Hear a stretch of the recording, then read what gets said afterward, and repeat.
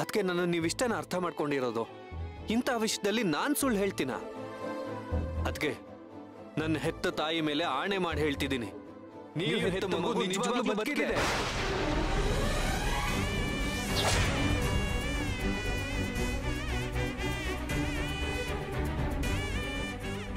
ನೀವು ಬೇರೆ ಯಾರ ಮೇಲೆ ಪ್ರಮಾಣ ಮಾಡುವಂತಾದ್ರೂ ಹೇಳಿ, ನಾನು ಮಾಡ್ತೀನಿ.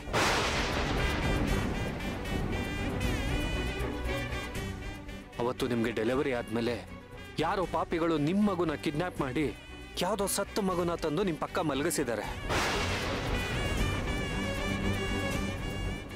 ಅದನ್ನೇ ನಿಮ್ಮ ಮಗು ಅಂತ ನಂಬಿಸಿದ್ದಾರೆ.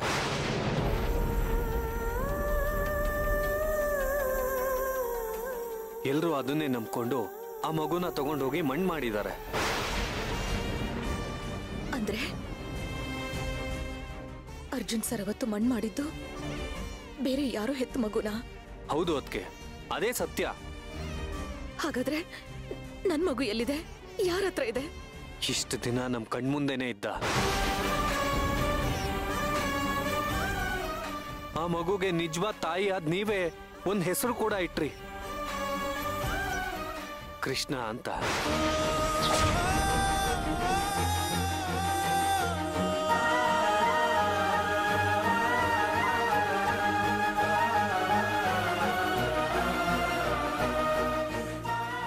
ಆ ಮಗು ಮನೇಲಿರೋವರೆಗೂ ನಾನು ಮಗುನ ಕೃಷ್ಣ ಅಂತ ಕರೀಲಾ?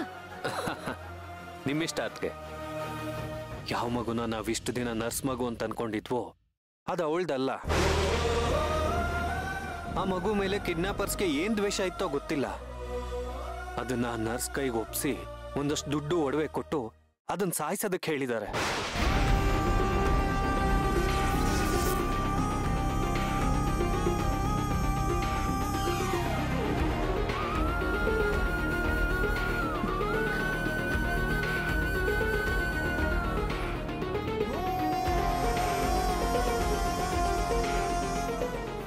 ನಿಮ್ಗಿನ್ನೂ ನನ್ನ ಮೇಲೆ ನಂಬಿಕೆ ಬರ್ತಿಲ್ವಾ? ಅದಕ್ಕೆ ನಾನು ಈ ಮನೆಯಿಂದ ಹೋಗ್ಬಾರ್ದು, ಹೇಗಾದ್ರೂ ಮಾಡಿ ನನ್ನನ್ನು ಇಲ್ಲೇ ಕಟ್ ಹಾಕ್ಬೇಕು, ನಿಮ್ ಕಣ್ ಮುಂದೆನೆ ನಾನು ನೋವು ಅನುಭವಿಸ್ತಾ ಇರ್ಬೇಕು ಅಂತ ಈಗ ಹೊಸ ನಾಟಕ ಶುರು ಮಾಡ್ಕೊಂಡ್ರ ಭಾವ?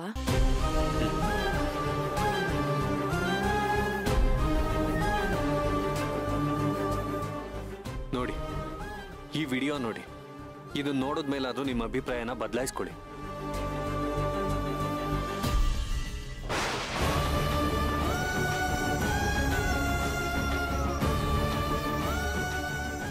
ಆ ಮಗುನ ನಾನು ಹೆರ್ದೇ ಇರ್ಬೋದು, ಆದ್ರೆ ಅದು ನಂದೇ ಮಗು ಅನ್ನೋ ತರ ನಾನು ಬೆಳೆಸಿದ್ದೀನಿ.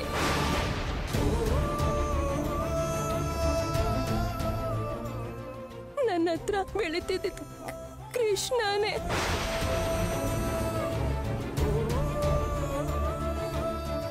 ನಿಮ್ಮ ಸೇವಂತಿ ಮಗು.